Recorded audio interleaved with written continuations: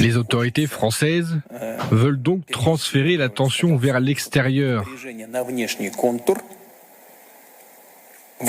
pour y exciter d'autres forces, d'autres pays, par exemple la Russie, pour nous provoquer à des actions actives et dire aux Français, citoyens, venez avec moi, rassemblez-vous autour de moi, je vous mènerai à la victoire comme Napoléon.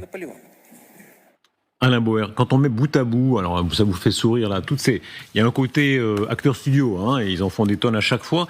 Est-ce que selon vous... Il y a à la fois acteur studio et au-delà de la forme, le fond est très clair. Si vous voulez jouer à ça, vous me trouverez devant vous et vous terminerez comme Napoléon, c'est-à-dire le Bérésina. Non, tout est acteur studio, mais quand on enlève l'emballage, il y a une logique très claire. Et d'ailleurs, c'est assez étonnant que le président de la République ait décidé, pour des raisons qu'il expliquera sans doute un jour, d'être aujourd'hui le principal opposant à Vladimir Poutine. Alors, c'est vrai qu'il y a, et je salue de ce point de vue-là Gérard Haraud.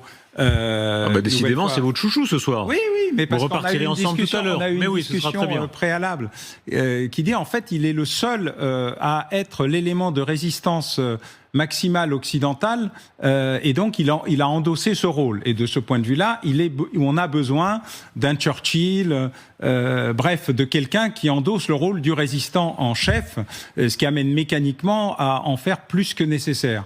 Mais du point de vue des intérêts nationaux français, qui ne sont pas seulement des intérêts européens, il y a une interrogation sur est-ce bien nécessaire, est-ce bien utile, alors qu'il avait commencé sur un terrain qui était beaucoup plus intéressant ou intelligent, qui était il ne faut pas humilier la Russie et trouver une solution, car la Russie sera toujours là. On espère que l'Ukraine sera toujours là, probablement moins la Crimée et le Donbass, puisque c'est le seul, unique, clair et définitif objectif annoncé, proclamé et souligné par Vladimir Poutine depuis des années. Mais il y aura toujours une Russie et il faudra bien en faire quelque chose. Et donc nous n'allons pas ignorer la Russie. D'ailleurs, on continue imperturbablement à acheter du gaz naturel liquéfié et d'autres produits à la Russie. Pas seulement nous, d'ailleurs d'autres Européens, parce qu'il y a une sorte d'hypocrisie aussi dans les postures. Donc à un moment ou à un autre, qui parle à qui après ? Et la gestion de l'après sera très handicapée par la gestion du pendant.